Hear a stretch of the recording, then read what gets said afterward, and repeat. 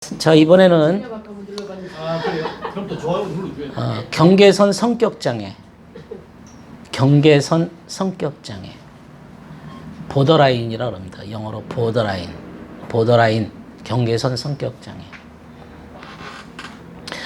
경계선 성격장애는 경계선이 인간 세상에서는 어느 정도의 경계선을 가지고 삽니다. 그러니까 예를 들면 학생과 선생 어느 경계선이 존재합니다. 부부간에도 어느 정도의 경계선이 필요합니다. 근데 이런 경계선에 문제가 생긴 사람들, 이런 사람들은요, 교회에서 말하면 김 집사하고 굉장히 가까워 친구야. 그때는 막 서로 얘기하다가 갑자기 이 집사하고 좋아졌어요. 그러면 이 집사한테 김 집사 흉을 봐. 쟤는 아주 그냥 나쁜 애고 막. 그래서 이 집사한테 그러니까 이게 아주 좋을 때는 마치 천사같이, 나쁠 때는 마귀처럼. 그리고 목사님께 빠질 때는 막 목사님을 위해서 충성을 다해. 그러다가 이제 기분 나쁘면 나가라고 운동을 펼쳐. 그래가지고 장독대에 돌을 집어넣는 사람도 있고, 뭐 고추장 항아리에다 막 모래도 집어넣고 나가라고. 진짜 있었던 일입니다. 그래서 목사님들의 그 이야기 중에 이런 얘기가 있어요. 어느 목사님이 시골 교회에 이제 부임을 했을 때 맨 먼저 달려오는 집사를 조심해라. 왜냐하면 그 집사는 지금은 내가 먼저 목사가 갔을 거 아니겠어요. 근데 이제 그 목사 떠나기를 잘했다 해가지고 새로운 목사를 막 반겨가지고 기쁘게 맞이했는데 그 사람한테 또 마음이 뒤틀려버리면 또 쫓아내는 운동을 할 사람이다 이거지. 극으로 가는 사람들, 극단적인. 네. 그러니까 남한과 북한을 막 왔다 갔다 하는 극단적으로. 응? 그러니까 인간관계의 이 경계선을 예를 들면 어느 정도의 예를 들면 헤어지면 그 슬픔의 기간이 있잖아. 이미지가 남아있기 때문에. 근데 아까 같이 허전함 때문에 갑자기 또 어떤 총각이 와서 I love you 하면 급속하게 거기에 또 빠져버려. 이전의 것은 그냥 순간 잊어버렸다. 예? 그렇게 좋아했던 사람이 어떤 기간이 필요한데 그 사람을 이제 떠나보내는 기간이 필요한데 못 떠나보내고, 아니 떠나보내버리고 그냥 순간에 또 뭔가에 휙 빠져버려. 이 보더라인, 아주 극단적. 이런 사람들은 술도 막 그냥 먹는 게 아니야. 엄청나게 먹어대고 또 그냥 또 이제 뭡니까 과속을 해도 그냥 어마어마하게 빨리 달리고. 이게 뒤에 나와요. 과속, 뭐 폭식, 성적 문란, 자살신용, 난폭운전, 폭음, 충동 조절상의 문제가 발생한다. 맨 밑에. 아이고, 아주 극단적인 사람 보셨어요, 여러분? 아주 뭘 해도 그냥 이게 좀 어느 정도가 아니라 이거는 완전 막 가는 거야. 끝까지 막장으로 가는 거지. 이 경계선 성격장애의 세 가지가 특징이 있는데요. 첫째는 감정적인 면에서 쉽게 우울해진다.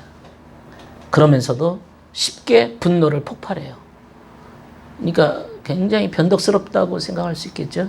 남이 볼 때는 분노를 폭발하고 아주 급속하게 우울에 들어가 버리고, 응? 남이 이해하기 어려운 행동을 하고, 남이 이해하기 어려운 행동을 하는 것 중에 하나가 이제 자살 신용한다든지. 죽겠다면 할 말이 없잖아요. 부모 앞에서도 막 나 죽어버린다 그러고. 그 부모가 그 심정이 어떠겠어? 그 심정이. 전에 어떤 저희한테 공부하신 집사님이에요. 남자분이 공무원 생활을 하셨는데 딸이 찬양을 교회에서 앞에 나와서 막 율동도 하고 찬양하고 경배 찬양하고 막 그렇게 해서 사람들의 얼굴이 굉장히 화나고, 그 자매가 그랬는데 그 사람이 이제 그 남편이 그 아빠가 오늘 어떻게 하다 우리 연구원에 왔는데 그 딸이 남의 교회 가가지고 지하실 교회 가가지고 거기서 자살해 죽었대. 자기 교회에서 안 죽고 남의 교회, 그냥 남의 교회, 모르는 교회 가가지고 거기서 자살해서 죽었다는 거예요. 그 얼마나 고통스럽겠어요. 극단적인 행동, 앞에서는 굉장히 밝고, 정말 우리가 연예인들 보면은 설마 저 사람이 자살했을까? 그렇게 아름답고 이쁘고 쾌활하고 거침없이 얘기하고 전혀 그런 문제가 없을 것 같은데 어느 날 또 뉴스에 뜨면 자살했다. 그런 뉴스가 가끔 있어서 황당하잖아요. 네. 이게 극단적인 사람들. 경계선의 문제. 이게 경계선의 문제가 우리가 이제 예를 들면 근친상간 같은 것도 경계선의 문제가 온 거잖아요. 네? 그러니까 이게 자녀들에 대해서 이게 아빠의 공주, 아빠가 너무 이뻐해 주는 거에 대해서 나중에 이제 근친상간 이런 문제 발생하는 것은 이 경계선의 문제가 생긴 거예요. 그러니까 대인관계라는 것은 어느 정도 거리에서 어느 정도의 그 성적인 정서적인 거리를 유지해야 될 것인가를 심리적으로 이게 조절이 안 돼. 예. 극으로 가야 시원한 거야. 뭘 먹어대도 그냥 극단적인 걸 먹어야 뿅 가야 뭐가 되는 줄 아는 거지. 예. 아마 성성애나 이런 것도 아마 그런 어느 정도의 한도를 벗어난 거 아닙니까? 그렇죠? 일상적인 인간으로서의 그 자연적인 삶보다도 더 떨어져 버린, 더 추락해 버린 거죠. 그 다음에 이제 둘째, 대인관계 측면에서는 사랑과 애정을 갈망하지만 또 버림받을 것에 대한 두려움 때문에 접근이 어려워요. 그러니까 처음에는 유혹을 해. 그래서 막 앞에서 애교를 떨고 웃고 하니까 이제 남자들은 착각하는 거지. 쟤가 나 좋아하는갑다. 그래서 가까이 다가가면 확 뿌리치는 거죠. 그래서 제가 나를 성추행했다 그러고. 뭐 이런 소리 하면 이제 어디까지야 이게 도대체. 저 사람이 나를 좋아해서 가까이 다가가는데 마치 저 사람과 어떤 관계가 이루어지면, 사랑하는 관계가 이루어지면 버림받을 것에 대한 두려움이 갑자기 밀려오는 거예요. 왜 그럴까요? 이전에 또 그런 관계가 있었기 때문에. 항상 나를 가까이 했으면 항상 나는 그것 때문에 문제가 생겼다. 예를 들면 사촌 오빠와의 관계가 있었다든지 어떤 그런 이루어지지 말아야 될 어떤 관계를 맺으면 이게 어디까지 선을 설정해야 될지 본인도 감을 못 잡죠. 그래서 어느 정도 발전하다가도 이 관계가 쉽게 반복된다. 끊어지는 관계가 반복된다. 이것은 이성관계나 동성관계 모두에서 발전한다. 그리고 초기에는 상대방을 지나치게 이상화시키다 하더라도 대단해요. 뭐 어쩌면 그럴 수가 있어요. 마치 부풀려 놓고는 또 어떻게 해요? 자신한테 조금만 기대가 어긋났다 싶으면 어떻게 돼요? 쉽게 상대를 무시하고 평가절하한다. 이런 경우는 목사님들이 많이 나가지. 목사님 설교를 잘하시네요. 은혜 받았네요. 와 하는데 그게 이제 자기와의 조금만 상처가 생기면 급속하게 이제 목사님을 배격하게 되는.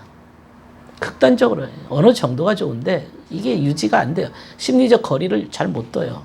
세 번째, 자신의 가치관이나 목표 의식에 문제가 발생하는 경우죠. 그래서 자기 파괴적인 행동, 위험한 행동을 한다 이거죠. 경계선 성격장애자다.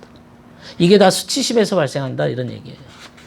자신이 스스로 자존감을 갖지 못하고 당당하지 못하고 항상 뭔가 문제 있다, 자신이 문제 있다라고 하는 생각을 갖게 되어지면 거기서 나오는 행동이 이 극단적인 행동을 보이게 된다 이거죠. 극단적 행동. 그래서 극단적 행동에는 두 가지가 있는데요. 하나는 그 이상적인 극단적 행동이 있어요. 그것은 마치 자기가 신처럼 여기는 거예요. 내가 최고다 이거지. 다 내게 와서 은혜를 받아라 이거지. 내가 최고 잘난 사람. 이런 사람들은요, 남을 비판을 잘하고 남을 지적하고 남을 부리고 남을 지배하는 거죠. 내가 최고니까 독재자 같은 사람이 되는 거죠.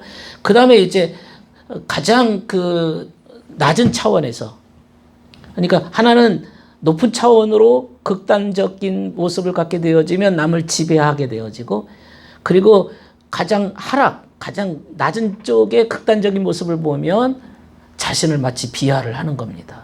나 같은 년은 죽어야 돼. 마치 자기를 스스로 망가뜨려요. 그 노숙자처럼 그것이 내가 스스로 망가지는 것이 남을 지배하는 거예요. 그게 설설 기니까 내가 나를 욕하면 남도 괜히 미안해지고 힘들잖아요. 그러니까 자기를 벌레같이 보이고 자기를 아주 그 낮은 차원으로 하는 것도 또 다른 사람을 지배하는 방법이라.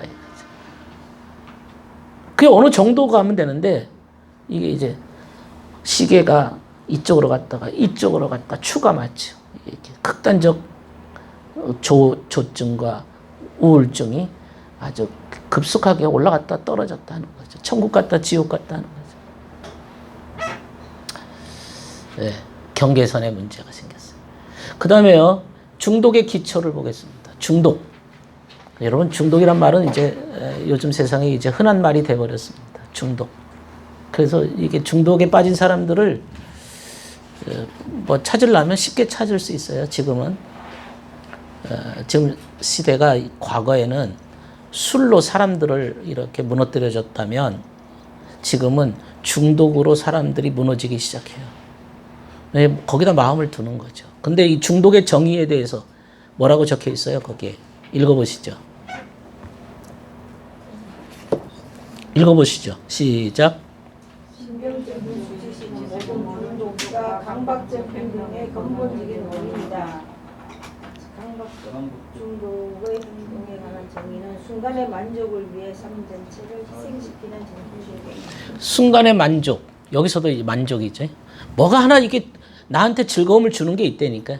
그 물질이든 그게 이제 뭐든 순간의 만족을 위해서 그거를 자꾸 먹다 보면 인생이 다 파괴되는 거죠.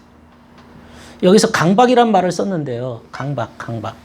강박증에 빠진 청년이 전에 한번 나한테 왔는데, 그 사람은 이렇게 교회 여자 목사님이 나한테 이렇게 안수해줘서 뭐가 들어갔다 이거야, 내 속에. 그런데 어떤 자기가 술집 여자와 관계를 맺었대. 그래서 교회 여자 목사님이 안수해준 거, 술집 여자와 관계한 것이 내 속에 이게 균이 돌아다닌다 이거지. 그 균이 돌아다녀서 이걸 없애야 된다 이거요. 그 아버지랑 같이 왔는데 아버지가 힘드니까 막 그 청년을 데려왔어. 아버지가 아주 그냥 그게 없애져야 되는데 이게 이제 내 몸을, 그래서 병원에 가가지고 그 성병약, 그 세다고 하더구만, 그 아주 독한 약을 먹으니까 또 다른 증상이 생기는 거예요. 자꾸 문제가. 그 아주 독한 약을. 그러니까 내 몸의 피 속에 그런 게 막 균이 돌아다닌다는 거예요. 어떤 안수한 능력과 그 성관계한 여자의 뭐가 균이 내 몸속에 돌아다니는. 끊임없이 이 강박이라는 것은 강박적 생각, 똑같은 생각이 반복되는 거예요. 똑같은 영화 보고 나면 자꾸 그 영상이 떠오르죠. 그것도 강박적 그 영상이 떠오르는 거예요. 강박증. 그 영화 엘리게이터라는 영화 있어요. 그게 어떤 영화냐면 하워드 휴지에 관련된 영화예요. 미국의 지금의 빌 게이츠 같은 그 당시로는 세계적인 부자예요. 최고의 부자야. 하워드 휴즈. 그 엘리게이터라는 영화가, 그 사람이 이제 그 부모가 준 재산을 가지고 비행기 사업에 도전해요. 성공해요. 그 팬텀 회사. 거대한. 문제는 이 사람은 이제 나중에 이제 부인을 뭐 영화 배우나 이런 사람들을 얻으면서도 계속 도청을 하고 감시를 하고 불안한 거예요. 불안하고. 그 나중에 죽을 때는 그 무균실에서 죽어요. 그러니까 이제 방 안에다가 균이 없는 병원에서, 균이 있으면 안 돼. 그러니까 어디 밖에 나가려면 화장실에 이걸 손을 못 만져요. 못 만져. 왜? 균이 묻으면 안 되니까. 그래서 남이 이렇게 화장실에 들어오면 고세로 나가고 어디 이게 못 만져. 균이 없는다는 생각이에요. 그런데 그 영화에서도 그 이유에 대해서 맨 마지막 장면에 뭐라고 하는 거 하면 엄마가 애를 목욕을 시켜. 비누로 깨끗하게 엄마가 아주 목욕을 시키면서 균이 묻으면 안 된다. 너 흑인 동네 거기 가지 마라. 균이 묻으면 안 되니까 깨끗하게 씻어야 돼. 요 말을 계속 주문을 걸어. 그러니까 애는 이제 깨끗해야 된다라고 하는 그런 엄마가 목욕시킬 때마다 그렇게 했는데 사람이 이제 심리적으로 떨어지고 힘이 약해지고 할 때에는 그런 강박적인 생각이 균이 묻으면 안 된다. 막 그런 것이. 그러니까 굉장히 능력이 있는 사람이지만 심리적으로는 참 그렇게 불행하게 사는 거죠. 그 영화 와서 또 이보다 더 좋을 수 없다. 거기서도 그 사람도 이제 강박증 환자죠. 왜냐면 길 가다가 이 금 밟으면 안 돼. 이 금 밟았어? 그러면 다시 돌아와서 다시 뛰어야 돼. 이렇게. 예. 그 남이 만졌던데 못 만져요. 그래서 수건을 얹히고 만져야 돼. 그리고 자기가 늘 마시던 커피숍에 딴 사람이 앉아 있어. 그러면 쫓아내. 내가 앉아야 돼. 꼭 그 자리에. 숟가락 들고 가가지고 그 자리에 먹어야 돼. 그러니까 꼭 강박증이라고 하는 게 내가 했던 그 방식이 반복이 돼야지 새로운 것을 못 받아들이는 거예요. 했던 생각, 했던 행동, 했던 것이. 그 가끔 여러분 이제 옥상이나 이제 이게 육교 건널 때 꼭 중간만 가는 이 아가씨들 보셨어요? 무너져 이거. 육교에 내가 좀 옆으로 가면 무너지니까 그 중간으로만 이렇게 가야 돼. 무너진다는 생각이에요. 네? 전에 어떤 분이 이제 치유 작업할 때 시골에서 이제 자기네 집이 이제 섬인데 배 타고 갔다는 거예요. 배 타고 왔다 갔다. 그래가지고 그 소문을 듣기를 소를 태우고 갔다가 이제 배가 뒤집혀져가지고 소가 움직이는 바람에 빠졌다는 얘기를 해가지고 항상 그 공포가 있어요. 그래가지고 자기는 이제 항상 중간에만 가야 돼, 이렇게. 왜냐면 어렸을 때 그 배를 타는데 중간에 딱 있어야 되는데 사람들이 기울어지면 넘어가니까 그 중간에서 계속 중간만 가야 되는 사람이 있었어요. 강박증이라고 하는 게 아주 독일병처럼 아주 거기에만 아주 해야 되는 강박증. 여러분, 이 독일이라고 하는 나라가 생각해 보세요. 제2차 세계대전을 독일이 일으켰죠? 그것 때문에 몇 명이나 죽었어요? 수천만 명 죽고 유대인들을 800만 명이 죽었죠? 근데 여러분, 독일이란 나라를 아십니까? 독일. 세계 1등 국가예요. 독일에서 정치, 경제, 문화, 종교 개혁, 그거 다 독일에서 나왔어요. 세계에서 1등 국민이에요. 지금도 독일은 검소하고 세계에서 1등 국가. 예술, 정치, 문화, 이거는 그 사람도 다 수준이 있잖아요. 그 대단한 나라예요. 근데 어떻게 그런 대단한 나라에서 그런 짓을 했을까? 히틀러 하나만 문제 있었을까요? 히틀러 하나만 그렇게 떠들어대면 다 그렇게 될까요? 아니잖아요. 네? 그게 저 아프리카의 저 이상한 나라에서 그런 짓을 했다면 니들은 수준이 그러니까 그렇겠지만 독일이란 말이에요. 어떻게 그럴 수 있을까? 네? 이 독일이라고 하는 나라의 그때 당시 상황을 살펴보면 그 영화에서 딱 나와요. 사운드 오브 뮤직. 보셨어요? 우리 어렸을 때 그 학교에서 단체로 가시죠? 사운드 오브 뮤직에 나오는 그 대령이 나와, 대령. 그 대령이 아이들 어떻게 교육을 시켜요? 아주 군대식으로, 그 대령이야, 소령이야. 군대식으로 가르치죠? 그러니까 이제 아주 그냥 단체 기합 시키고, 누가 하나 잘못하면 우리도 옛날에 단체 기합 하다 보셨어요? 단체 기합하고, 그런 거. 아주 그 군인식으로 가르쳐. 근데 어느 간호원이 와가지고 그 아이들을 이제 노래하면서, 그렇죠? 사운드 오브 뮤직. 그래서 노래하면서 그 아이들을 부드럽게 해서 나중에는 합창단을 만들죠.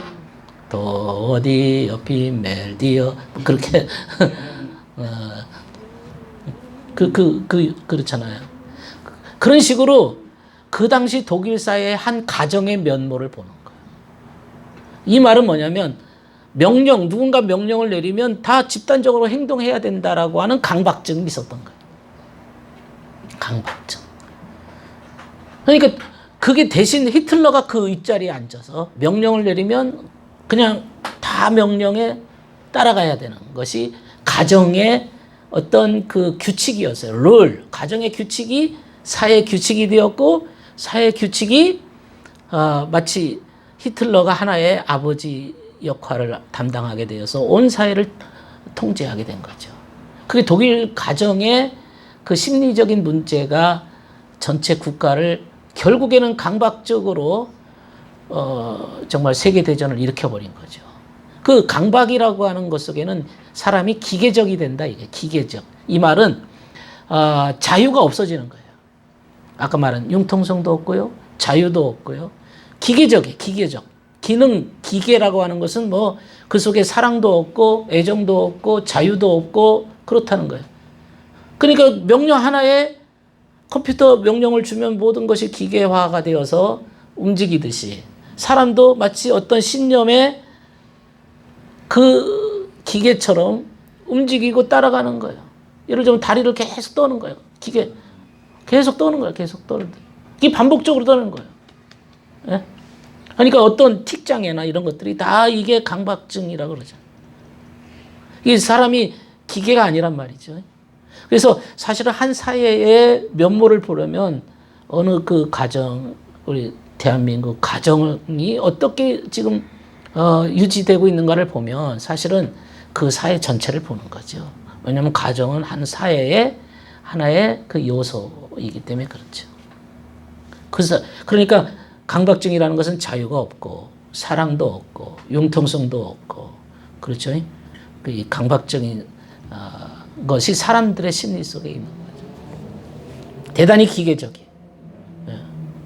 그러니까 뭐 유대인 죽일 때 뭐 그냥 명령대로 할 뿐이지. 그래서 그 나중에 아우슈비츠 그 소용소 거기 소장이 이제 나중에 이제 재판을 받잖아요. 전범 재판. 근데 그 사람들이 다 카톨릭 교인들이야. 그 히틀러 밑에 그런 일들 했던 사람이 다 카톨릭 교인들이야. 다 신앙인들이에요. 그런데 자신은 뭐라고 얘기하는 거야? 나는 명령에 의해서 했다. 명령에 의해서 했다. 군인이 뭐 죽이라면 죽이는 거지. 내가 뭐 권한이 있냐? 사실 우리나라도 가끔 그런 말도 많아요. 나는 시키는 대로 했을 뿐이다. 그러니까 이제 이거에 대해서 군인이 사람 죽이는 건 뭐 전쟁 때 그 뭐 자기 할 일을 했다라고 보면 그럼 너도 할 말이 없네. 너를 어떻게 할 수가 없네. 그러면 이 사람을 그 이제 전범자라고 판단을 내릴 기준이 없어요. 시키는 대로 하기 때문에 제일 윗대가리만 하면 되는데 그래서 그 세계적인 재판이 열려요. 그 독일을 상대로 뭐냐면 니른베르크 재판이라고. 그거 뭐냐면 네가 과연 시키는 대로 했었기 때문에 너는 충실한 독일의 군인으로서 했다고 하면 그러면 너의 양심은 어디다 팔아먹었냐 이거거든요. 그러면 군인이 양심이 존재하냐? 시키는 대로 해야 되기 때문에. 그러니까 이것도 참 딜레마죠. 군인이 양심대로 하면 군인 어떻게 일을 하겠어요. 그래서 이제 판단하기가 어려운 거예요. 시키는 대로 기계적으로 했다. 이쪽에서는 그래도 너는 양심에 의거해서 행동을 해야지. 사실 이런 문제는 우리 광주 사태 문제도 마찬가지일 수도 있고요. 아니면 여러 문제가 다 이런 문제가 개입이 될 수 있어요. 그런데 그 니른베르크 세계적인 재판에서 누구 편을 손을 들었냐면 양심 편에 손을 들어요. 그래서 그 사람이 이제 사형되는 거죠. 그러니까 아무리 네 역할, 롤, 역할에, 기능에 어떤 직업으로 충실했다 할지라도 이것은 이 법이라고 하는 것은 너의 양심에게 물어봐야 되지 않느냐 하는 문제. 이거는 굉장한 대단한 재판, 가치관의 재판이기 때문에 그 재판 결과가 전 세계의 사상의 흐름을 그 방향으로 끌고 가는 것일 수도 있어요. 예, 중독이라고 하는 게 이게 참 어려운 얘기입니다. 이미 중독에 머무른 사람들은 거기 보면 끊임없이 먹는다든지 섹스에 집착한다든지 알코올 중독, 신물날 정도로 먹어대는 거, 자유행위, 돈이 있으면 있는 대로 다 써버리는 거, 그런 사람들 있죠. 카드 보면 정신 못 차려요. 써야 되는 사람들이 있어. 소비 중독. 혹시 그런 분들 계세요? 그런 분의 신랑의 고통 소리를 들어본 적이 있으신가요? 결국 이혼하더라. 이혼을 결국은 했는데 이 카드를 못 견뎌요. 돈이 있는 꼴을 못 보는 거예요. 여성이 계속 사는 거거든요. 계속 필요 없는 물건을 계속 사들여. 우리가 뭔 중독이라 그러지? 쇼핑 계속 사들여. 근데 그게 이제 과한 거죠. 그래서 자살한 분들도 있고, 나한테 이렇게 그 애들이 와서 상담한 애들도 있어요. 엄마가 나중에는 계속 쇼핑하다가 남편이 삼성 다녔는데 그거를 이제 도저히 이제 빚을 감당을 못하니까 압박이 오니까 자살을 해버린 거예요. 근데 이거 돈 가지고 이거 쓰고 안 쓰고는 못 빼기는 사람들 굉장히, 이게 사람이 뭐 물건 살 때는요 기분이 괜찮아요. 순간은 살 때 그 순간의 만족을 위해서 이러잖아요. 순간의 만족이 있다고. 근데 사고 나면 후회하는 거지. 살 때는 기분 좋았는데 사고 나면 이제 감당이 안 되는 거예요. 특별히 이제 오늘날 이 카드가 이게 굉장히 문제거리. 카드 이게 돈 나가는 건지 이게 감이 안 오잖아요. 카드는. 이게 수치심의 문제다 이거지. 수치심의 문제다. 그래서 그 49쪽에 보면 그 어떤 중독의 그 도형이 나와요. 맨 꼭대기에는 뭐 어떤 생각이 있는가 하면 나는 모자라는 인간이다. 수치심의 용어죠. 난 문제가 있어. 그 오른쪽으로 보면 아무도 나를 사랑하지 않아. 그래서 남한테 사랑받기 위해서는 어떻게 해야 돼요? 뭔가 자신이 아닌 다른 모습을 보여줘야 돼요. 그리고 그 밑에 가가지고는 이제 마음이 찝찝하고 마음이 더럽고 오늘은 개 같은 날 내 마음이 허전하고 안 좋을 때 이제 뭔가를 먹어요. 알코올이든 뭐든 하고 나면 왼쪽으로 먹고 나면 그 결과가 어떻게 돼요? 결과가 많지, 자기 몸이 문제가 생기지, 과로가 생기죠, 범법자, 성병에 감염되지요, 일 중독자, 이혼당하죠. 그 결과가 생겨요. 순간의 만족을 위해서 이런 결과가 생기면 그러면 또 어떻게 돼요? 나는 또 문제가 있는 사람이야. 그것 때문에. 이게 반복이 되는 거예요. 계속 사이클이 돌아가는 거예요. 그러니까 순간의 만족을 해야 되는 이유는 내 기본적으로 머릿속에 나는 문제가 있다라고 하는 수치심 때문에, 마치 이 수치심이라는 게 구멍난 컵이라거든. 구멍난 그 물을 계속 부어대도 물이 채워지지 않는 거예요. 만족이 없는 거예요. 그러니까 자꾸 그걸 뭘 먹어대든지 그 만족 올 때까지 시도를 하지만 그것 때문에 오는 또 결과가 있다는 거지. 그리고 그것 때문에 결과로 인해서 또 나는 문제가 많아. 이렇게 되는 거예요. 어떻게 하면 좋을까요? 이렇게 구멍난 사람들, 마치 밑빠진 독과 같이 마음에 영혼의 상실감을 가진 사람들, 뭔가 채워지지 않는, 이게 채워도 채워지지 않는 공간을 가지고 있는 사람들. 이게 기본적인 생각 중에는 나는 문제가 있어. 나는 뭔가 잘못된 것 같아. 나는, 그러니까 요즘 말로 자존감이 약하다 그러는데, 사실은 이런 자존감의 문제가 기본적인 이면 속에는 나는 문제가 많아. 이런 지배적인 신념이 들어와서 그걸 조정하는 거죠. 마음속에 허전함을 이끄는 거죠.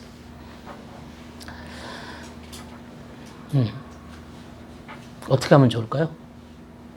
이 사람을 어떻게 하면 좋아요? 수치심도 없애고 자기를 인식하면. 그렇죠. 수치심을 없애면 이제 딱인데 어떻게 없어지죠?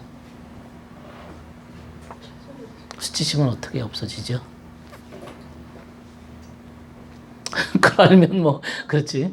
그걸 알면 뭐 내가 가게 하나 차리면 뭐 나는 대박 나게 그렇지. 근데 이제 수치심을 없애는 길은 딱 한 가지. 이 수치심이 왜 들어왔냐? 수치심을 느끼지 않으려고 또 다른 행위를 하기 위해서 수치심이 들어온 거예요. 그러니까 수치심을 없애는 방법은 수치심을 느껴야 돼. 창피해도 괜찮아. 쪽팔려도 괜찮아. 나 뜨거워도 괜찮아. 나는 부족해도 괜찮아.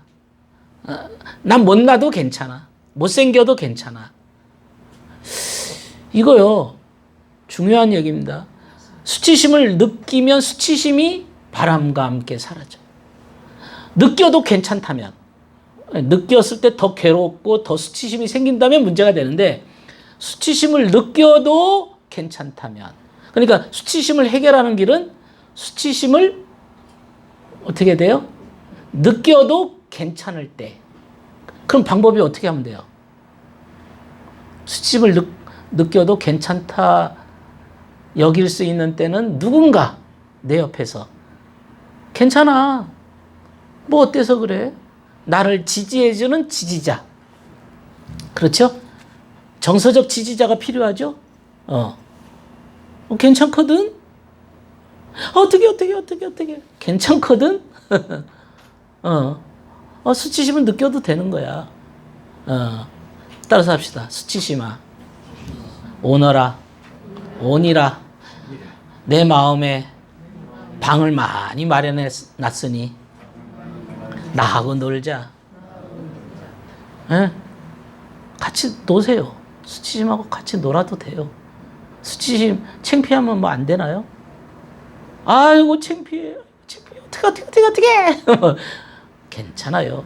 근데 이 창피하고 부끄러운 이 느낌을 못 견뎌하는 이유는 어린 시절에 수치심을 많이 이렇게 비난과 함께 많이 느꼈던 사람들은 이게 수치심과 비난이 함께 들어왔거든요. 과거에는. 그래서 비난이 또 떠올라요. 그래서 항상 이 비난이 많은 가정에서 자란 사람들은 수치심으로 인해서 자신의 삶을 넉넉하게 살지를 못해. 항상 감춰야 돼. 항상 숨겨야 되고 있는 그대로 정직하게 말하기가 어려워요. 왜? 어떤 비난이 또 올지 모르거든. 그러니까 항상 포장 문화 속에서 인생을 살게 되는 거죠. 수치심을 느끼면 해결된다. 그렇죠? 그래서 수치심을